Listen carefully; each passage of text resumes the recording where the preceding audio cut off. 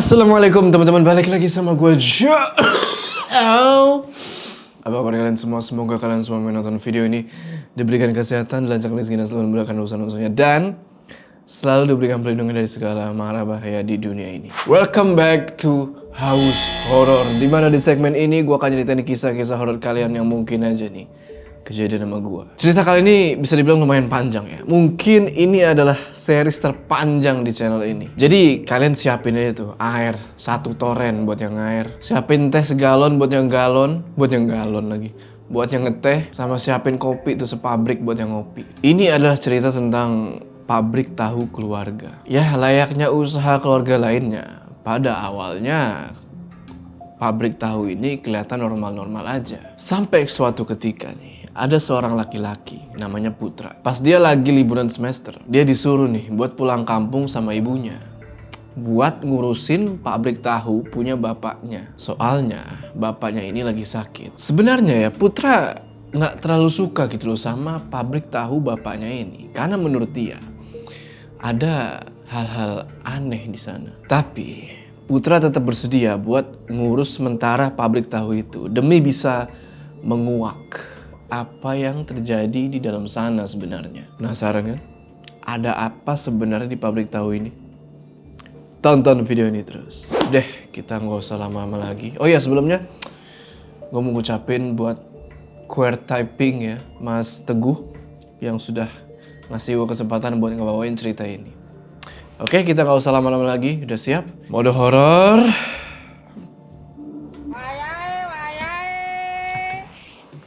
Hehe.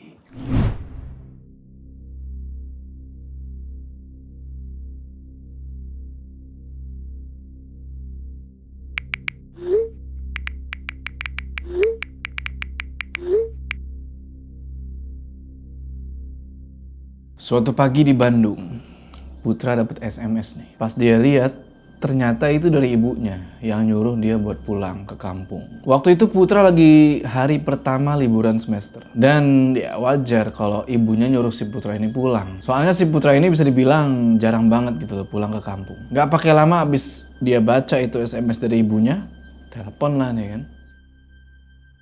Gimana kabar bapak, Bu? Mulai membaik, Put.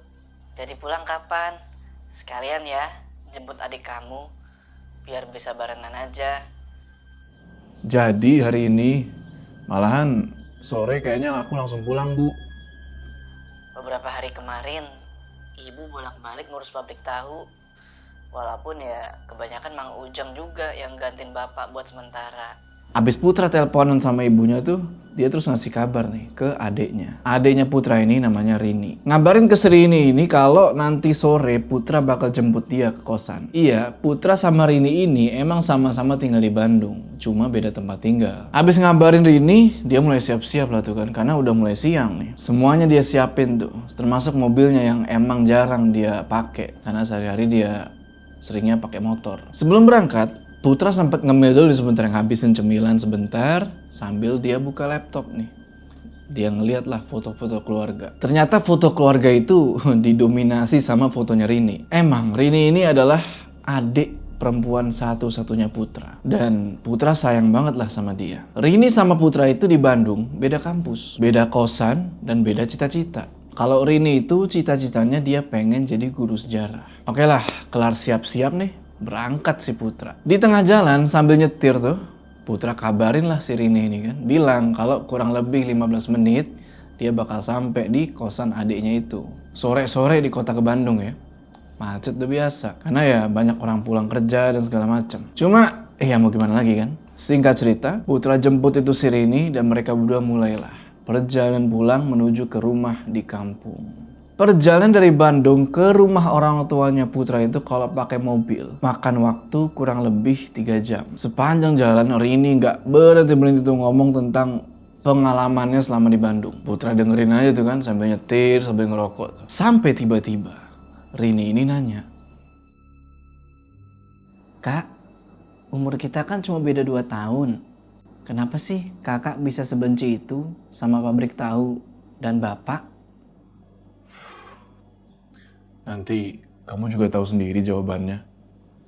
Kakak percaya sama cerita orang-orang di sana tentang cerita menyeramkan pabrik bapak?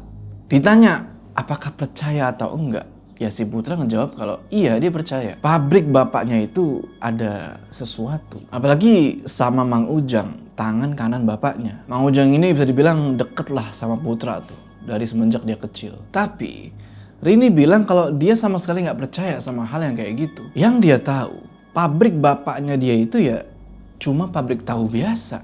Gak ada yang aneh-aneh. Kurang lebih setengah perjalanan lagi sampai nih. Dan Rini masih aja terus tuh nanya-nanya tentang pabrik tahu itu. Tapi mau gimana ya, hal-hal aneh atau bisa dibilang menyeramkan di luar nalar gitu ya, nggak bakal ketemu gitu loh kalau disatuin sama logika. Karena hal-hal kayak gitu udah pasti di luar akal. Makanya selama Rini masih pakai logika, nggak bakal nemu dia. Kira-kira sebentar lagi mau sampai, Rini nyaranin lah ke Putra nih buat mampir sebentar ke pabrik tahu bapaknya. Karena biasanya jam-jam segitu para pekerjanya bapak lagi pada istirahat nih. Sekalian ya beliin makanan lah buat mereka. Ya Putra di situ setuju. Abis Rini beli gorengan, Putra langsung ngabarin Mang Ujang nih, bilang kalau dia bakal berkunjung ke pabrik. Ngedenger Putra mau ke pabrik ya Mang Ujang senang banget karena emang dia udah lama gak ketemu sama Putra dan Rini. Paling ya cuma kabar-kabaran lewat telepon doang. Gak terasa Putra sama Rini udah semakin deket ke pabrik tahu itu. Pabriknya itu ada di ujung kampung. Otomatis buat sampai ke pabrik itu, Putra mesti ngelewatin jalan belakang kampung dulu. Jalan belakang kampung itu emang bisa dilewatin mobil. Dan yang ngebuka jalan itu adalah kakeknya Putra dulu. Terus mereka jalan tuh udah mulai kelihatan nih pabrik tahunya. Pabrik tahu ini emang usaha keluarga. Bangunannya nggak pernah direnovasi total, cuma beberapa bagian dalamnya aja. Dan ini pabrik ya bukan kayak pabrik-pabrik gede ya, kayak pabrik-pabrik apa gitu. Cuma ya pabrik keluarga lah, pabrik sedang gitu lah. Bangunannya bisa dibilang udah tua. Kanan kiri itu kebun. Bisa dibilang buat yang pertama kali ngelihat pabrik itu dan sekitarannya, vibes-nya itu agak serem. Apalagi Putra sama Rini sampai di situ itu maghrib. Buat pembuangan limbah pabrik itu dari zaman kakeknya Putra. Pabrik itu udah punya kayak kobakan sendiri. Kobakan itu kayak semacam kolam yang punya saluran pembuangan gitulah. Mendekati ke gerbang pabrik, Putra sama Rini langsung disambut nih sama Mang Ujang yang udah ngebukain itu gerbang. Putra terus parkir dan dia turun tuh dari mobil. Di situ Mang Ujang bilang, Putra, anak laki-lakinya Wijaya Kartakusuma, dan Rini, anak perempuannya Ibu Dwi Rini Susanti. Lama gak ketemu. Mang Ujang, pengasuh aku yang selalu ngebela kalau aku salah. Neng Rini makin cantik aja, udah gede lagi. Bisa aja, Mang. Itu ambil di bagasi belakang. Aku bawa makanan. Habis Mang Ujang ngambil makanan itu, mereka langsung jalan nih ke halaman pabrik dan masuk tuh ke dalam. Di sana mereka ketemu tuh sama para pekerja bapaknya. Ada Mang Toha, Mang Deden, Jajang, Bagus, sama Agus. Yang mereka semua tuh lagi pada sibuk lah sama kerjaan masing-masing. Dan juga masuk ke dalam pabrik itu bikin Putra keinget nih sama kakeknya, yaitu Apih. Dan juga neneknya, yaitu Ning. Dua-duanya udah meninggal pas Putra sama Rini masih SMP. Selesai bagi-bagi makanan, Rini, Putra, sama Mang Ujang pergi nih ke ruang pengemasan tahu. Di situ ada Bi Emma, Bi Cucu, Lisa, Evi, sama Bi Tami. Bi Tami adalah pekerja bapaknya Putra yang paling lama. Dan umurnya juga kayaknya lebih tua dari bapaknya Putra. Abis keliling-keliling gitu, Putra, Rini, sama Mang Ujang pergi nih ke kayak teras khusus lah. Yang biasa dipakai buat bapak sama ibunya Putra tuh buat ya sekedar santai-santai lah atau ngabisin waktu. Putra sama Rini duduk di situ sambil ngeliatin kebun ibunya. Nah, tiba-tiba Rini sambil bisik-bisik ngomong ke Putra. Kayaknya aku sedikit berubah, Kak. Soal nggak percayaan aku sama pabrik ini. Kenapa emangnya? Suasananya emang pantas orang-orang bilang nyeremin. Memang, tanggapan warga di sini ya kayak gitu. Apalagi ini di ujung kampung. Sudah hampir 20 tahun lebih Amang bekerja di sini bareng bapak kalian. Ngedenger itu, jujur aja, Putra sama Rini agak kaget. Mang Ujang seolah-olah membenarkan kecemasan Rini. Bahkan sambil ngeliat ke arah kobakan tadi itu yang gue bilang. Mang Ujang bilang kalau pabrik itu emang serem dan dia setuju kalau ada penghuni lain di situ. Nggak terasa, udah jam 7 lewat dan udah beberapa kali nih HP-nya Rini bunyi. Pas dilihat, ternyata itu dari tadi ibunya yang nelpon. Ya udah kan, Putra sama Rini terus pamit lah ke Mang Ujang tuh buat buru-buru pergi ke rumah. Baru mau jalan nih, tiba-tiba 3 pohon jati yang ada di depannya Putra goyang karena dihembus angin kencang. Cuma anehnya, hanya 3 pohon itu doang yang goyang. Dan Mang Ujang juga ngeliatin pohon-pohon itu dengan tatapan yang aneh. Nggak tahu itu pertanda apa ya, tapi Putra cuekin aja lah. Habis itu dia sama Rini pergi nih ke halaman pabrik. Sampai di halaman, mereka pergi ke parkiran dan masuklah ke mobil. Di dalam mobil, Putra masih kepikiran nih sama kata-katanya Mang Ujang. Yang dia bilang kalau ada penghuni lain di pabrik itu. Ya udah kan, Putra coba nyalain tuh mobil. Dia starter tuh, nggak mau nyala. 2 kali dicoba, nggak mau nyala juga. Sampai yang ketiga kalinya, tetap nggak mau nyala. Bingung lah Putra kan. Akhirnya dicobain sekali lagi. Das, baru nyala. Pikir Putra, aneh nih mobil. Baru pertama kali mobilnya itu susah buat di starter. Padahal bisa dibilang itu mobil tahun muda. Nggak tahu lah, mungkin karena akinya mau soak atau gimana. Atau mungkin juga karena itu mobil jarang dipakai. Dan mungkin karena ngelihat ekspresinya Putra yang gelisah, itu ngebuat Rini jadi cemas. Ditanyalah sama dia kan, kenapa kak? Kok kayaknya gelisah banget? Di situ Putra bilang kalau dia ya baik-baik aja. Padahal dia bohong. Karena nih gue harus tahu. Selain karena mobil yang tiba-tiba susah di starter, Putra ini nggak sengaja ngeliat. Di samping pabrik, dekat mobil yang emang biasa dipakai buat nganter tahu ke pasar, itu ada sosok. Itu sosok lagi berdiri, ngeliatin aja tuh ke arah Putra. Dan tiba-tiba, dari sudut matanya Putra nih, dia ngeliat di spion mobil kalau ada sekelebat bayangan lewat. Hal itu nggak dia bilang ke Rini, takutnya adiknya itu jadi mikir yang aneh-aneh. Perjalanan menuju ke rumah nggak begitu jauh. Cuma karena emang letak rumahnya Putra ini ada di paling depan kampung. Jadi mereka perlu ngelewatin beberapa perumahan warga sekitar. Si Rini di dalam mobil cuma bengong aja tuh. Nggak tahu lagi mikirin apa. Dikagetin lah sama Putra. Mikirin apa kamu Rin? Kakak, ngagetin aja. Ya kamu ngelamun segala. Kayaknya aku harus tarik omongan aku yang barusan di jalan soal nggak percaya sama pabrik yang nyeremin itu. Kenapa emangnya? Kakak rasa itu wajar. Percaya nggak percaya sama makhluk goib. Tapi kak, tadi aku ngeliat Mang Ujang ada 2. Pas Mang Ujang di teras bareng kita ngobrol, aku ngeliat ke arah Mang Toha yang lagi bakar kayu. Masa ada Mang Ujang juga di belakangnya?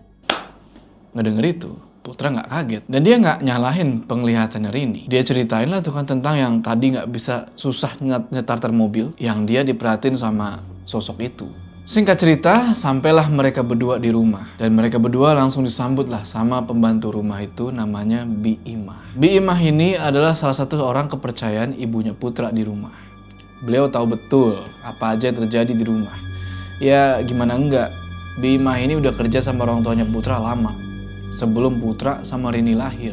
Dulunya, rumah Putra ini adalah rumah peninggalan kakeknya. Dulu Putra tinggal di pulau yang berbeda, mungkin karena ikut bokapnya kali ya. Tapi, menginjak umur 2 tahun, dia sekeluarga pindah ke rumah itu. Alasan lainnya ya karena kakek sama neneknya waktu itu udah tua. Jadi ya supaya ada yang ngurusin. Rumah itu bener-bener kayak rumah zaman dulu. Bahkan bisa dibilang lebih tua dari pabrik tahu. Yang dirombak cuma bagian dalam aja beberapa kali. Sisanya masih kayak bangunan tua. Ya kayak tahun 80-an sampai 90-an lah. Bisa dibilang, di kampungnya Putra, rumahnya dia itulah yang paling tua. Masuklah tuh Putra sama Rini ke dalam rumah. Dan mereka langsung disambut lah sama sang ibu. Ngobrol-ngobrol tuh mereka. Dalam obrolan itu, ibunya Putra bilang, kalau si bapak pengen Putra nih yang ngurus pabrik tahu dulu buat sementara selama liburan. Di situ Putra nggak langsung nolak. Dia bilang, iya tapi Putra ngomong sama bapak dulu. Abis obrolan singkat itu, Putra pergilah nih buat makan. Ninggalin Rini sama ibunya yang masih ngobrol-ngobrol tuh sambil ngelepas rindu. Dan kayak biasa, kalau di rumah itu, Putra makan cuma ditemenin sama Bi Imah doang. Emang dari kecil pasti dia kayak gitu. Ya udah kan sambil makan, Putra ngobrol-ngobrol nih sama Bi Imah. Terus Putra nanya, bapak itu sakit apa sebenarnya? Bi Imah ini nggak pernah bohong. Dan beliau udah Putra anggap kayak ibu kedua di rumah itu. Nah, ditanya kayak gitu, ekspresinya Bi Imah langsung berubah. Beliau kayak yang sedih gitu. Di situ beliau bilang, Anu Den, Gini Bi, demi kebaikan semua, jangan ada yang ditutupin. Kasih tahu aja. demi Allah, Bibi gak tahu apa-apa tentang sakit Bapak. Tapi setahu Bibi dari obrolan Ibu, ada sangkut pautnya sama pabrik itu Den. Aku kira juga ada sangkut pautnya sama pabrik itu, Bi. Barusan aku kesana dan ada sosok yang merhatiin aku. Rini juga ngeliat Mang Ujang jadi dua. Ini aneh banget, Bi. Bibi percaya. Sebelum Aden hari ini cerita, mereka emang suka nampakin diri di pabrik itu Den. Itulah kenapa orang-orang nyebutnya pabrik angker. Untung aja tahunya enak. Bibi percaya kok sama apa yang Aden ceritain. Bener, Bi. Apa ada kaitannya ya sama sakitnya Bapak? Ini sama persis dengan kejadian sebelum kakek dan nenek Aden meninggal. Gak ada yang pernah tahu sebenarnya sakit apa. Tapi kemunculan makhluk-makhluk di pabrik itu semakin menjadi-jadi. singkat cerita, habis makan dan ngobrol-ngobrol sama Bi Imah, Putra pergi tuh ke kamarnya. Sambil jalan ke kamar, dia masih kepikiran nih sama kata-katanya Bi Imah. Yang beliau bilang, kejadian ini persis kayak sebelum kakek dan nenek Aden meninggal. Dikit lagi sampai kamar, Putra ketemu nih sama ibunya. Dan di situ ibunya nanya, tadi ngobrol apa aja sama Bi Imah? Dengan nada yang agak khawatir. Putra bilang aja di situ kalau tadi dia ngobrolin soal kuliah. Lanjut jalan lagi ke kamar dan semakin ngedeketin kamar, Putra ngedenger ada suara aneh di kamarnya. Itu jelas ada suara ketawa perempuan. Awalnya Putra pikir itu si Rini ya, mungkin dia pengen masih ngomong sesuatu kali. Dan emang kamarnya Putra ini jarang dikunci supaya gampang buat Bi Imah kalau mau ngebersihin kamar. Tapi kok suaranya Rini kayak ada yang beda. Putra bukalah itu pintu kamarnya kan sambil bilang, apaan sih Rin, berisik banget. Dia buka kan, set. Gak ada siapa-siapa. Itu kamar kosong. Cuma waktu itu jendela kebuka semua dan gordennya juga kebuka. Dan itu adalah sebuah kejanggalan. Ada 3 jendela di kamar itu dan jarang banget ketiga-tiganya itu dibuka semua. Mulai keringet dingin lah si Putra tuh kan. Dan buat nutup ketakutan dia, dia teriak-teriak tuh, Bu, tolong panggilin Bibi, suruh kesini buat bantu beresin pakaian. Emang kamarnya Putra ini dekat gitu loh sama ruang santai keluarga. Dan sambil nunggu Bi Imah datang, dia duduk aja tuh di kasur kan, sambil ngeliatin jendela yang kebuka tadi. Masih kepikiran tuh kan, ini jendela siapa yang buka? Gak kayak biasanya. Gak lama Bi Imah datang nih, kucuk dan Putra langsung ajak ngobrol lah beliau di situ. Diceritain lah tuh soal yang tadi.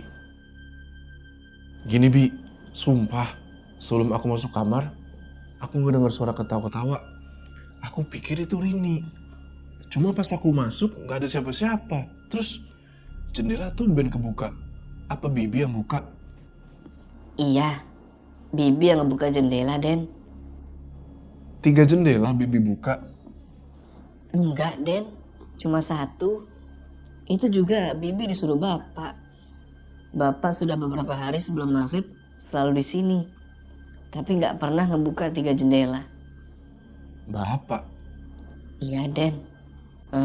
Suara ketawa seperti apa yang Aden dengar? Baru aja Putra mau jawab, tiba-tiba suara ketawa itu kedengeran lagi. Dan itu benar-benar jelas. Langsung merinding lagi Putra di situ. Habis itu Putra bilang, Kayak gitu Bi. Gak mungkin itu suara Rini. Kamarnya dia kan jauh. Iya benar, sama. Suara itu setelah sekian lama akhirnya kedengeran lagi. Itu suara yang pernah Bibi denger Den. Sebelum kakek dan nenek Aden meninggal. Putra diem lah di situ. Abis itu dia nanya lagi ke Bi Imah, apa jangan-jangan ini ada hubungannya sama pabrik tahu itu? Di situ Bi Imah bilang kalau nggak ada yang benar-benar tahu. Bahkan ibunya Putra sekalipun dulu juga pesen ke Putra kalau si Putra takut mending jangan tidur di kamar itu. Habis itu Bu Imah berdiri, terus beliau nutup lah jendela-jendela itu, dan setelah nutup dia keluar kamar gitu aja. Nggak kayak biasanya. Putra terus rebahan tuh di kasur kan. Sambil mikirin apa yang barusan terjadi.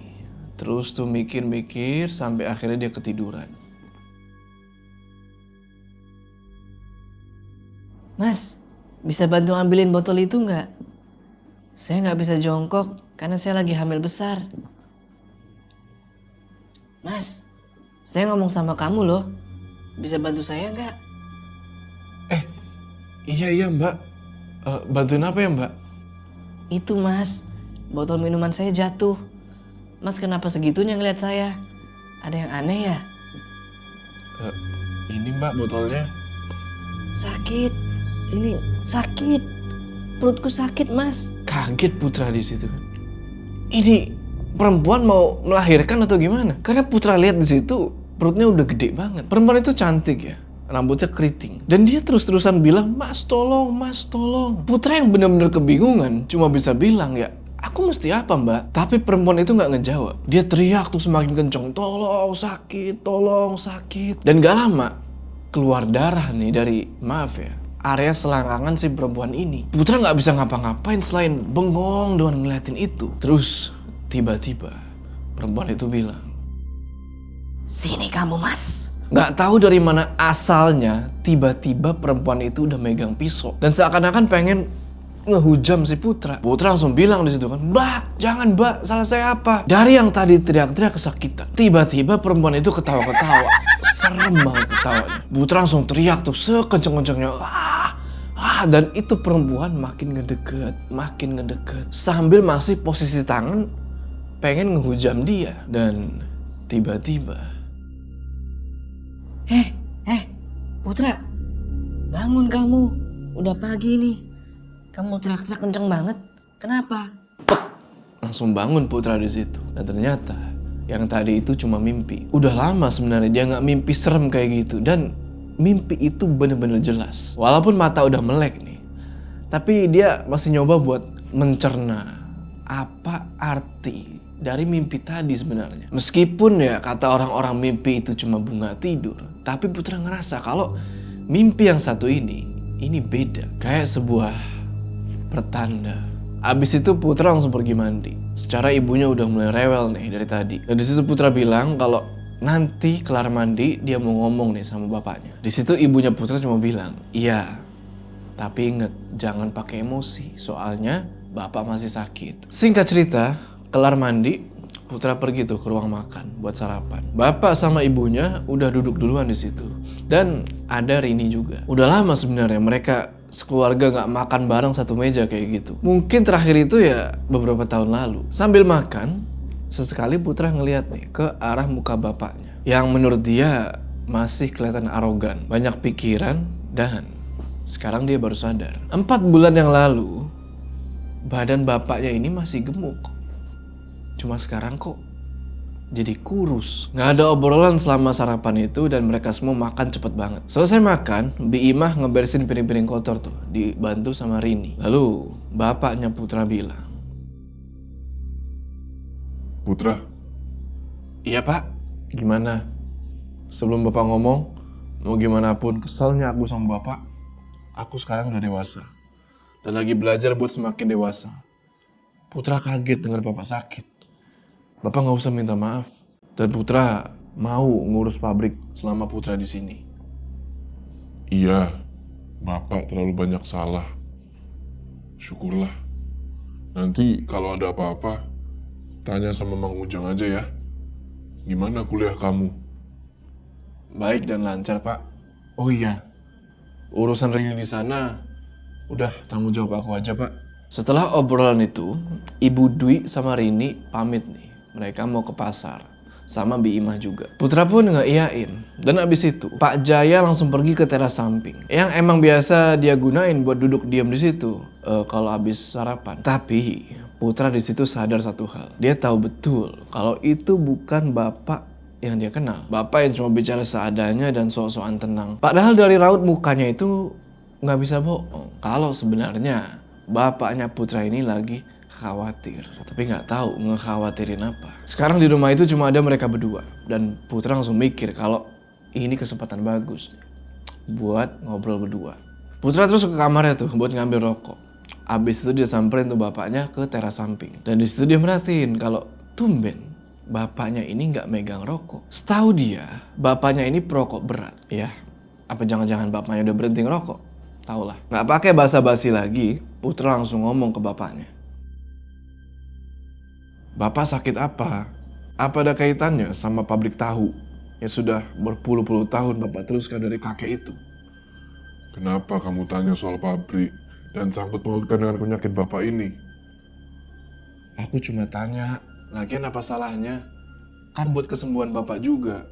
Ayolah, anggap aku dewasa buat tahu semuanya. Jangan ngada-ngada. Bapak baik-baik saja. Dan lagian, gak ada urusannya sama pabrik itu.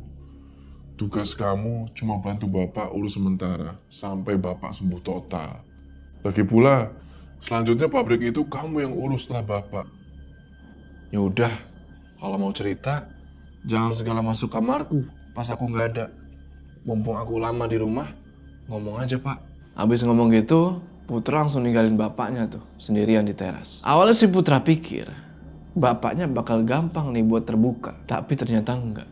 Masih sama kayak dulu. Kalau udah gitu, keputusan Putra udah bulat. Dia mesti cari tahu semua keanehan ini sendirian. Habis itu Putra pergi ngeluarin motor trailnya. Rencananya mau dia bawa ke bengkel dulu.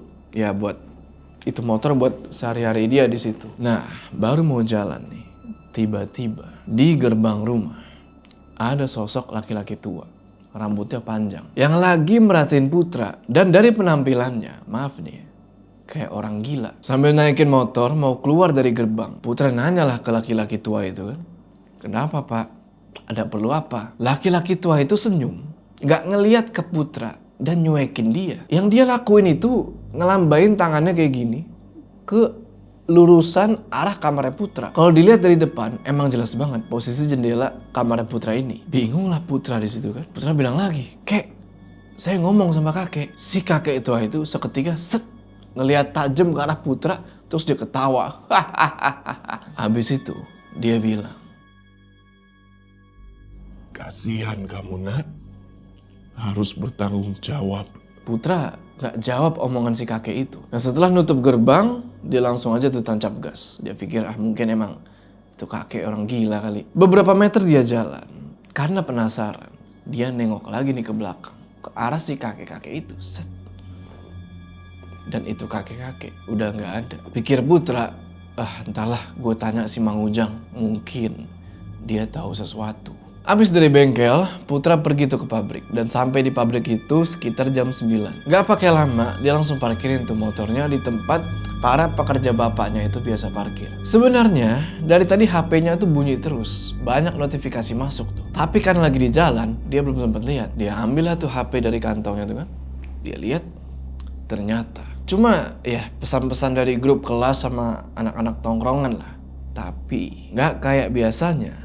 Ada pesan masuk nih dari Rini dan itu banyak banget. Langsunglah Putra bukaan pesan dari si Rini itu. Dan intinya isi pesan dari Rini itu adalah dia pengen ngomong nih sama Putra tentang obrolan sama ibu. Ya udah Putra balas tuh pesannya kan. Ya udah kesini aja ke pabrik kalau mau ngomong. Masuk ke dalam pabrik. Putra ngeliat tuh ke sekeliling. Dan cuma ada beberapa pekerja yang lagi sibuk kerja. Kelihatan dari jauh tuh, Mang Toha sama Mang Deden lagi nimbang kedelai buat produksi hari itu. Pagi sampai malam itu adalah proses pembuatan. Dan nanti malam sekitar jam 2. Tahu yang udah siap barulah tuh dikirimin ke pelanggan-pelanggan, ke beberapa pasar. Sebenarnya secara keseluruhan, Putra ini udah paham tentang pabrik itu. Dan sebenarnya tugas dia di situ lebih kayak ngontrol keuangan aja, keluar masuknya. Putra salam lah tuh kan. Assalamualaikum. Waalaikumsalam. Den Putra. Pagi sekali, Den. Jam segini baru timbang-timbang kedelai, Den. Sebentar lagi dicuci dan dimasak dulu. Oh iya, nggak apa-apa Mang. Aku cuma keliling aja. Mang Ujang mana ya? Jam segini biasanya Mang Ujang belum pulang dari rumah Haja Roy. Juragan kedelai, Den. Biasanya pengiriman subuh baru dibayar pagi sama Mang Ujang. Oh gitu. Ya udah, lanjutin Mang. Putra lanjut jalan tuh, ngelewatin tungku pembakaran sama tempat pencucian yang lumayan gede. Nah, di situ Putra nyium nih, ada bau yang asing gitu loh. Yang nggak biasanya ada di tempat-tempat kayak gitu. Baunya itu kayak bau dupa. Putra terus ikutin bau itu dan ternyata bener. Ada kayak kemenyan sama dupa yang ditaruh di dalam wadah di balik tempat pembakaran. Putra di situ bingung dong. Ini dupa buat apaan? Abis itu Putra duduk di tempat biasanya bapaknya duduk tuh kalau lagi di pabrik. Duduk tuh dia kan selalu mikir, apa yang sebenarnya bikin tempat ini serem? Pas lagi mikir kayak gitu, tiba-tiba, Put, dari kapan di sini? Amang baru aja pulang. Tadi kata Toha, kamu udah di sini. Barusan Mang, belum lama. Nih rokok Mang. Ada nih. Yang sibuk itu biasanya kalau malam Put. Kalau pagi ya gini-gini aja. Malam kan mesti ngitung jumlah yang keluar. Ngebagi rata tahu juga supaya semua kebagian. Mending malam aja kamu kesini. Biar Amang yang urus dari pagi ke malam. Kayak biasa. oh gitu ya Mang. Iya, aku boleh nanya nggak? Belum sempet Putra nanya, Mang Ujang udah jawab duluan. Dia bilang kalau Bi Imah, Bu Dwi, Rini, sama Pak Jaya udah ngejelasin ke dia. Nah, dari penjelasan mereka itu, di situ Mang Ujang bilang kalau buat ya biarin aja lah pabrik itu seperti itu. Nggak perlu ganggu mereka yang udah lama di situ dan udah lama di rumah. Maksudnya di rumahnya si Putra. Belum selesai nih Mang Ujang ngomong. Di situ dia bilang lagi kalau ini adalah masa lalu dan ini udah turun-temurun jadi susah. Nah lo, apa maksud dari kata turun-temurun? Apa yang diturun-temurunin? Di situ Putra tetap kekeh nih buat minta Mang Ujang ngejelasin gimana ceritanya. Tapi lagi-lagi Mang Ujang ini ngelak gitu. Dia nggak tahu. Dia bilang nggak tahu apa yang Putra maksud. Dia cuma bilang kalau dia ini ya pekerja biasa lah yang udah kerja lama sama bapaknya. Habis obrolan singkat itu, Putra langsung ngambil buku-buku sama kertas yang ada di atas meja. Pokoknya hal-hal dasar yang dia mesti tahu tentang proses pabrik tahu itu. Sistem pabrik itu bisa dibilang masih jadul lah ya. Belum komputer gitu, masih pakai pulpen sama kertas. Selesai sama urusan tulis-menulis itu, Putra jalan lagi nih, ngelewatin dalam pabrik. Dan sekarang, Putra ngerasa kalau auranya itu aneh. Beda kayak tadi yang dia datang. Tadi biasa aja, sekarang itu aneh. Di situ dia baru ngeh kalau setiap ngomongin sisi sensitif dari pabrik itu, pasti suasananya langsung kayak gitu. Soalnya kemarin juga sama. Jalan lagi tuh ngelewatin tungku pembakaran. Tiba-tiba, ada yang niup kupingnya dia. Dan itu bener-bener kayak tiupan. Bukan sekedar angin lewat gitu. Padahal di tungku pembakaran itu cuma ada Mang Deden yang lagi nyiapin kayu bakar. Dan posisinya itu lumayan jauh. Putra langsung nengok tuh kanan, kiri, mikir kan siapa tadi. Akhirnya dia coba buat cuekin dan lanjut jalan tuh. Cuma sekarang kok dia ngerasa kayak banyak yang merhatiin dari setiap sudut. Langsung lah dia tuh jalan agak cepet. Putra akhirnya sampai di parkiran motor dan dia udah keringetan di situ. Dalam hati dia bilang, masa iya siang-siang bolong udah kayak begini? Apa gara-gara ngebahas hal tadi? Nah di situ ditunggu-tunggu si Rini nggak datang-datang juga ke pabrik. Kan tadi Rini bilang kalau dia mau ngomong kan. Terus Putra bilang ke pabrik aja. Tapi Rini nggak datang-datang. Ya udahlah kan, Putra langsung nyalain itu motor dan dia tancap gas tuh ke rumah. Sampai di rumah, Putra langsung pergi tuh ke kamar Rini. Dia ketok lah itu pintu kamar Rini kan. Tak tak tak tak tak. Dan dari dalam kamar Rini ada suara. Ya kak, buka aja. Ya udah kan, Putra masuk dan di situ mereka ngobrol-ngobrol tuh. Putra bilang, kakak baru aja pulang dari pabrik dan lagi-lagi banyak hal aneh Rin.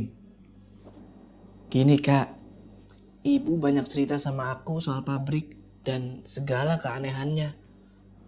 Terus kenapa ibu nggak cerita ke kakak?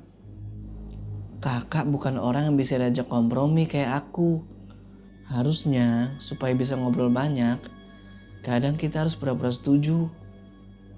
Terus ini urusannya sama makhluk nggak kasat mata loh Rin. Apa kakak salah pengen semuanya normal-normal aja? Nggak salah kak, tapi ini semua ada kaitannya sama ulah kakek. semasa dia mulai ngembangin pabrik ini abis Buit meninggal. Terus gimana, Rin?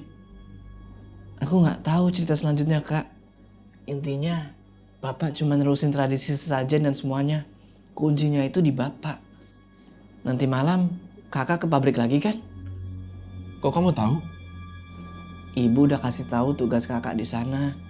Saranku, coba lebih peka sama keadaan di sana, Kak. Mereka nunjukin wujudnya, mungkin ada maksudnya. Siapa tahu dapat petunjuk.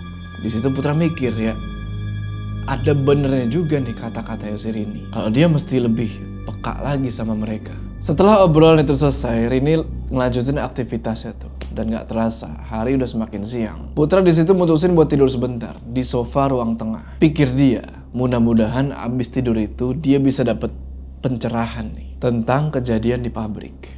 Putra bangun di awal sore dan gak lama Bimah datang nih, cuk ngebawain kopi. Sempat ngobrol-ngobrol sedikit, abis itu beliau balik ke dapur. Satu hal yang Putra baru ngeh, dia belum ngeliat ibunya lagi semenjak tadi pagi pamit pergi ke pasar. Dan bapaknya juga nggak tahu kemana. Putra nyalain rokok lah kan, cek sambil ngopi. Terus nggak lama, Bi Imah yang tadi di dapur tahu-tahu pergi tuh ke depan rumah buat bukain gerbang. Putra langsung nanya kan,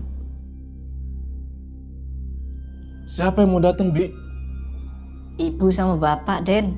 Gak lama, bener aja. Mobil masuk tuh ke dalam dan langsung kelihatan bapak sama ibunya Putra keluar dari dalam mobil. Langsung Putra tanya lah di situ kan, dari mana Pak? Bapaknya di situ nggak ngejawab.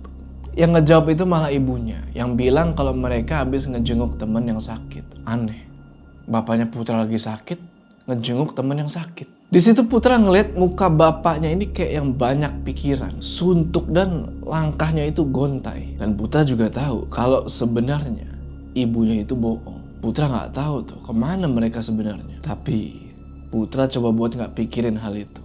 Singkat cerita, jam 8:30 malam, Putra langsung ngambil jaket tuh dan dia masukin tuh buku catatan-catatan yang dia bawa dari pabrik tadi. Pas dia ngelewatin ruang tengah nih, bapaknya nanya,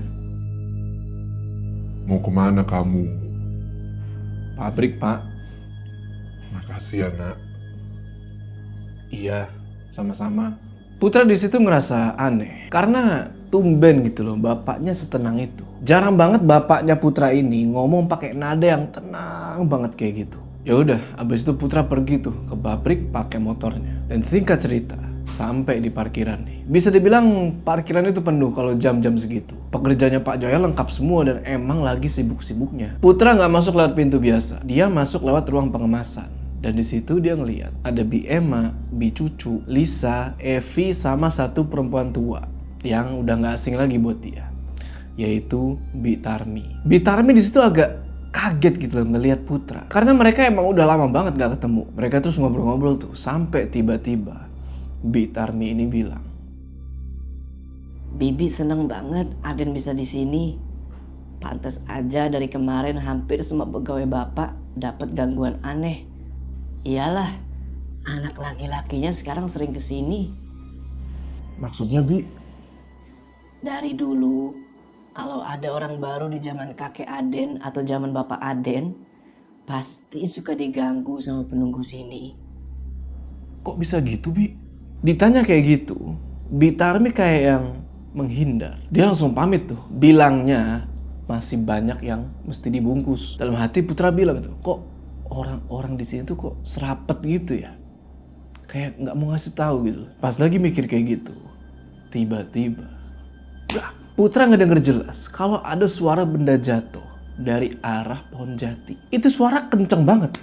Dan yang lebih anehnya, lagi nggak ada angin kenceng berhembus malam itu. Putra langsung keluar tuh ngeliat ke arah pohon jati itu dan tiba-tiba dia ini nyium bau wangi banget.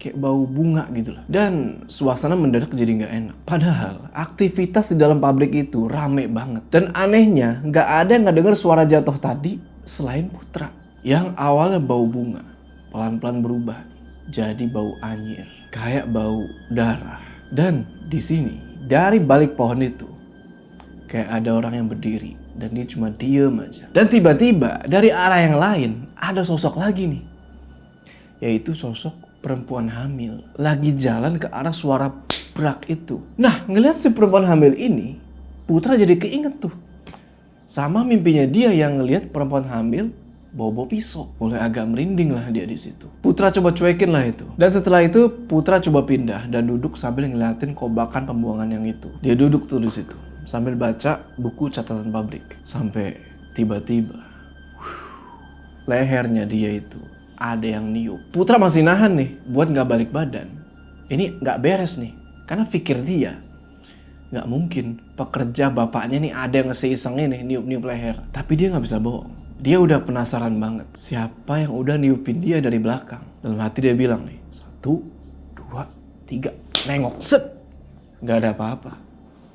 Yang ada cuma kucing hitam. Nggak mungkin dong kucing niup leher. Gak lama dari kejauhan, Putra ngeliat nih Mang Ujang lagi jalan ke arah dia sambil ngebawa secangkir kopi. Cuma kelihatannya kok Mang Ujang ini kayak yang buru-buru banget. Setelah ngasih kopi itu, Mang Ujang cerita kalau ternyata anaknya dia yang paling kecil itu lagi sakit demam. Dan karena itu, dia nggak bisa nemenin Putra malam itu. Alhasil di malam itu, Putra mesti bener-bener sendiri tanpa ada Mang Ujang. Walaupun ya ada banyak tuh pekerja-pekerja lain yang kerja sampai tengah malam. Rumah Mang Ujang itu ada di kampung sebelah. Ya makan waktu sekitar setengah jam lah kalau mau sampai ke pabrik. Malam itu baru jam 10 lebih. Putra jalan-jalan tuh ngelilingin pabrik sambil ngeliat proses pembuatan tahu. Abis keliling, Putra baliklah tuh ke teras belakang buat duduk santai sambil ngerokok. Dia lihat HP. Ternyata ada pesan dari Rini. Di situ dia bilang kalau gak lama setelah Putra berangkat, Pak Jaya tiba-tiba kerasukan di kamarnya Putra. Sampai-sampai Haji Roy, si juragan kedelai itu, datang ke rumah sama temennya yang kayak orang bisa gitu lah. Dan Rini juga ngedenger nih beberapa obrolan mereka. Jadi mereka ini sempat mention tumbukan kayu, kobakan belakang pabrik, sama pohon jati kedua dari arah gerbang. Nah, di situ Rini minta Putra buat ngecek tempat-tempat itu. Itu pesan dari Rini kurang lebih 45 menit yang lalu. Dan karena HP Putra ke silent, dia jadi nggak bisa denger tuh ada notifikasi masuk. Habis itu HP-nya dia gantilah tuh ke mode dering supaya nanti kalau ada pesan lagi, dia bisa tahu. Nah, lagi asik-asik tuh ngeliat sosial media kan karena udah terlanjur buka HP juga. Tiba-tiba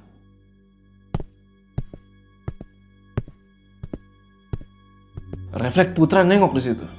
Dan ternyata itu adalah Mang Abi. Mang Abi ini adalah supir malam yang tugasnya itu nganter tahu. Ya udah pas banget kan.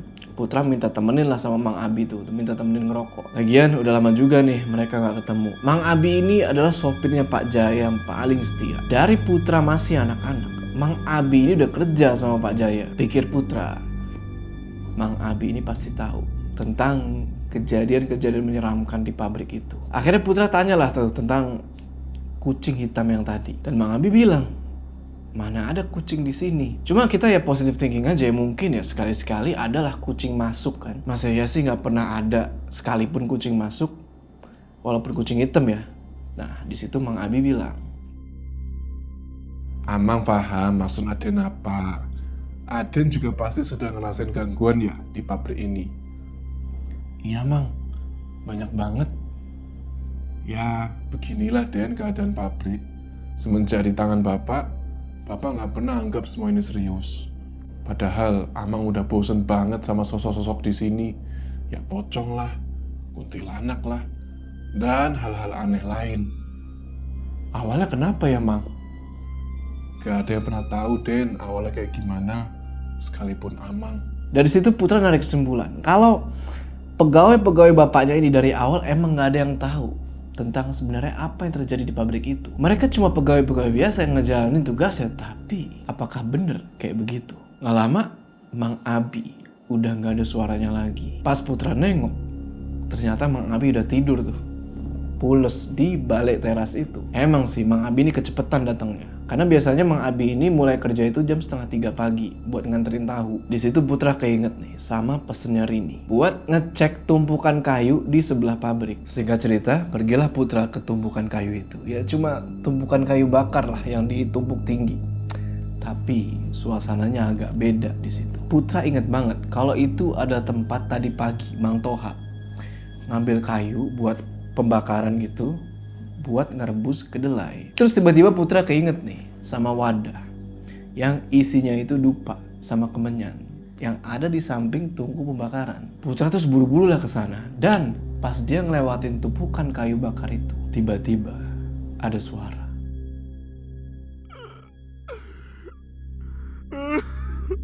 Putra langsung berhenti di situ. Dia diem. Dia dengerin tuh suara barusan, nyoba buat mastiin kalau dia ini nggak halu. Dan dia nggak salah denger kalau itu adalah benar-benar suara tangisan. Pas lagi fokus ngedenger suara itu, tiba-tiba, brak, tumpukan kayu yang paling atas tiba-tiba jatuh tuh dan hampir aja ngenain kepalanya Putra. Untung aja dia sempat ngindar. Putra balik lagi ngedenger suara tangisan itu.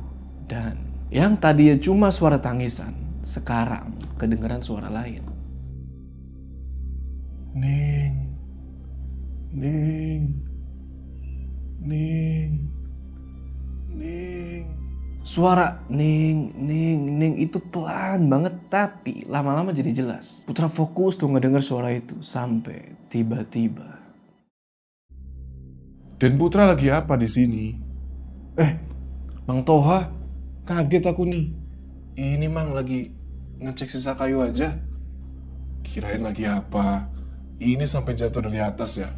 Untung Aden gak kena. Dalam hati, Putra masih penasaran tuh sama suara tangisan tadi dan suara yang kayak nyebut nama tadi tuh, kayak ning kayak nama orang. Di situ Mang Toha lagi ngeberesin tumpukan kayu yang jatuh.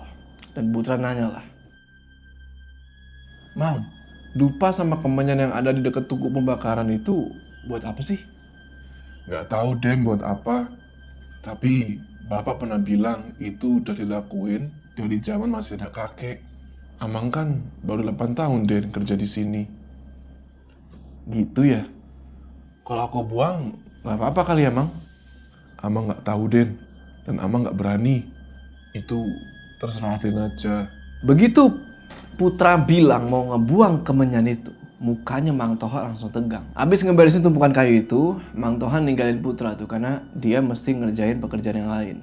Abis itu, Putra lanjut keluar dari tempat penumpukan kayu itu. Dan baru aja dia sampai di akhir tumpukan kayu, tiba-tiba suara itu muncul lagi. Ning, Putra terus jalan sampai kira-kira beberapa langkah dari tumpukan kayu itu. Dia nengok ke belakang. Set. Jadi di ujung tumpukan kayu itu cuma diterangin sama satu lampu. Ya lampu kecil lah, 5 watt gitu. Nah di bawah lampu itu Putra kaget bukan main. Dia ngeliat itu bayangan hitam. Bentuknya kayak manusia. Cuma kakinya itu panjang banget. Putra lihat dari bawah ke atas tuh. Set. Itu kaki tingginya itu seatap pabrik. Dan kepalanya Putra gak tahu ada di mana. Yang awalnya kecium air bekas rebusan kedelai. Tiba-tiba pas Putra lagi terpaku ngeliat kaki itu, muncul lagi nih bau bunga. Persis kayak bau bunga yang Putra cium waktu itu. Dan gak lama kemudian, bau bunga itu berubah jadi bau anyir, kayak bau darah. Sama persis kayak kejadian yang sebelumnya. Putra langsung buru-buru pergi dari tempat itu. Dia langsung pergi ke toko pembakaran, terus dia ambil tuh wadah isi dupa sama kemenyan, terus dia buang. Abis itu dia balik ke tempat tadi dia ngobrol sama Mang Abi. Di situ Mang Abi masih tidur. Dan pas Putra lihat jam, ternyata udah jam 12 malam lebih dikit. Beberapa pegawai dan bibi-bibi yang lagi ngebungkus tahu udah pada pulang. Tinggal Bitarmi nih, yang masih ngeberesin barang-barang lain. Awalnya Putra pengen pergi ke pohon jati kedua dari arah gerbang sama kobakan pembuangan itu. Tapi dia nggak jadi, soalnya dia udah keburu takut. Dia samperin lah tuh Bitarmi. Ngobrol-ngobrol sebentar, Bitarmi ngasih catatan pengiriman hari itu. Awalnya obrolan biasa, sampai tiba-tiba Bitarmi bilang, Den, apa Bibi salah lihat? Tadi Aden kenapa diam aja di luar deket motor? Lama sekali. Di luar? Bibi lihat aku di luar sana bukan? Iya Den, di sana deket motornya Aden. Tapi Bibi panggil-panggil nggak nengok sama sekali. aneh. Berarti yang Bitarmi lihat itu adalah kembarannya Putra. Kejadiannya sama persis kayak pas Rini datang ke pabrik itu sama Putra yang sebelum maghrib tuh loh, yang awal-awal. Yang Rini bilang kalau dia ngelihat ada kembarannya Mang Ujang. Putra iyain aja omongannya Bitarmi itu. Padahal Putra yakin banget kalau itu bukan dia. Cuma ya dia kasihan aja sama Bitarmi gitu loh. Nanti dia kepikiran lagi. Dari situ Putra ngeliat Mang Toha, Mang Deden, Jajang, Bagus sama Agus lagi nyiapin tahu-tahu tuh. Yang mau diantar ke dalam motor inventaris tuh. Buat nanti dikirim sekitar 2 jam lagi. Habis itu dia balik ke teras belakang buat ngebangunin Mang Abi. Dan ternyata pas sampai Mang Abi ini udah bangun. Dan dia langsung pamit nih ke Putra buat siap-siap. Karena gak terasa waktu itu udah jam 2 malam. Setelah itu Putra nyalain rokok nih. Dan di situ dia udah berhasil ngumpulin keberanian buat pergi ke pohon jati kedua dari arah gerbang. Sesuai sama pesannya Rini tadi. Dan gak bisa dia bohongin kalau jam-jam segitu suasananya bisa dibilang bikin bulu merinding. Sebelum sampai ke pohon jati itu, Putra mesti ngelewatin kobakan pembuangan itu. Dia jalan tuh dan berhenti tepat di depan kobakan tersebut. Putra gak mau lama-lama diem di depan kobakan itu sampai tiba-tiba ada yang ngelempar sesuatu ke tengah kobakan itu. Putra langsung nengok tuh kesana kemari kan. Nyari siapa tuh yang ngelempar barusan. Tapi gak ada siapa-siapa. Karena udah ngerasa aneh banget, akhirnya Putra mutusin buat balik aja ke dalam pabrik. Ke pekerja-pekerja yang lagi nyiapin tahu. Di jalan ke dalam pabrik, lagi-lagi Putra ngerasa kalau ada yang niupin kupingnya ini.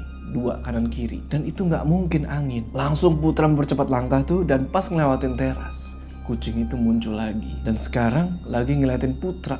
Tajem banget. Satu persatu motor pabrik berangkat tuh menuju ke pasar sama pelanggan. Gak lama Mang Abi sama Bitarmi pamit buat berangkat juga. Beberapa pekerja lainnya pamit juga nih buat pulang. Termasuk Mang Toha yang rumahnya emang deket dari situ. Setelah semua catatan beres, Putra udah rekap tuh semua jumlahnya. Dia duduklah tuh sendirian di depan halaman pabrik. Waktu itu udah sekitar jam 3:30 pagi. Dan tiba-tiba Mang Deden yang emang belum pulang nih nyamperin dia terus bilang, Den, mending Aden pulang. Kasihan kelihatan udah ngantuk. "Ntar lagi Mang." "Oh iya Mang, sejak kapan Amang kerja sama Bapak?" Sudah lama sekali. Cuma beda 4 tahun sama Mang Ujang. Kenapa, Den? "Gak apa-apa, cuma sampai segitunya ya pabrik ini. Amang nginep di sini." Iya, jadwal piket hari ini Amang nginep. "Apa gak takut Mang?" Amang udah biasa sama gangguan penghuni lain di sini. Tapi ya gimana, Den? Andai bisa bersih, jauh lebih enak. Putra setuju. Kalau seandainya bisa bersih dari gangguan makhluk-makhluk itu, bakal jauh lebih enak. Pengennya sih begitu. Dan Putra ada pengen yang lain nih, yang gak kalah penting. Yaitu dia pengen banget tahu sejarah tempat itu. Pasti ada misteri turun-temurun. Kira-kira hampir jam 4 pagi. Putra udah gak bisa lagi nahan ngantuk. Mang Deden pamit nih buat ke kamar yang ada di samping pabrik, yang deket sama musola samping parkiran. Mang Deden ke kamar, Putra jalan lah nih ke parkiran motor. Baru mau jalan nih, tiba-tiba kayak ada suara benda jatuh dari dalam pabrik. Putra ngintip lah tuh kan sebentar ke dalam pabrik dan gak ada benda yang bergeser atau jatuh. Dan juga udah gak ada siapa-siapa. Habis itu Putra balik jalan ke parkiran. Dan dari dalam pabrik itu kedengaran suara lagi. Kali ini suara. Dan itu jelas banget. Tapi karena Putra udah bener-bener capek ya, dia cuekin aja lah. Walaupun sebenarnya dia ini takut.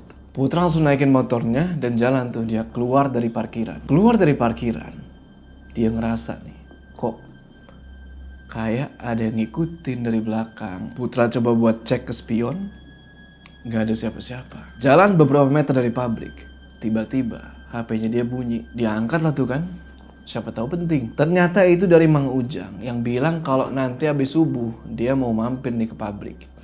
Sekalian dia mau mampir ke rumahnya Putra. Sampai di rumah, pas banget azan subuh. Bi Imah lagi nyiram tanaman-tanaman tuh di rumah. Ngeliat Putra pulang, beliau langsung bukain gerbang. Abis parkirin motor, Putra masuk ke dalam rumah.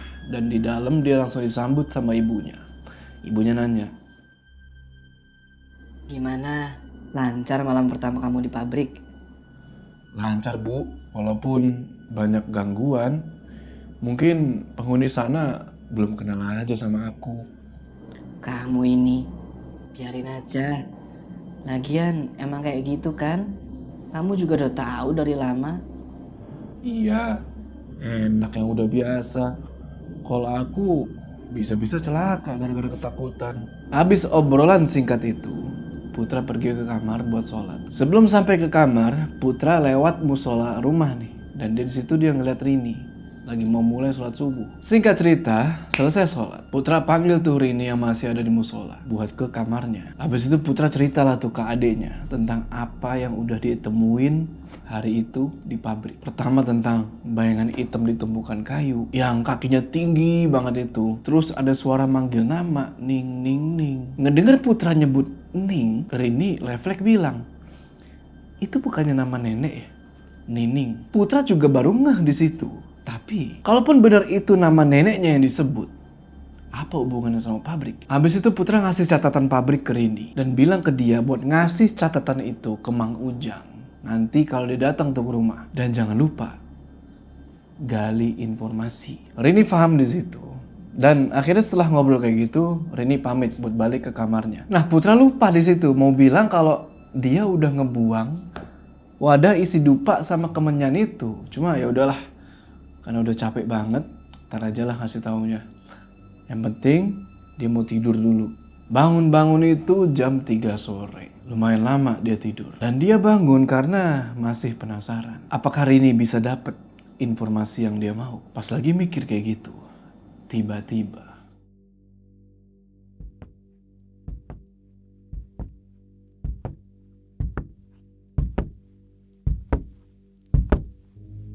suara langkah kaki ngedeket ke kamarnya Putra. Terus berhenti tepat di depan pintu. Putra yang ngerasa kalau itu adalah orang rumah. Entah siapa gitu ya. Ya Putra bilang aja masuk aja, gak dikunci. Tapi hening tuh di luar. Gak ada suara sama sekali. Putra bilang lagi dong, siapa? Masuk aja gak dikunci. Tetep gak ada jawaban. Ya udah, abis itu Putra bangkit dari kasur. Terus dia ngeliat nih ke pintu kamarnya. Dan tiba-tiba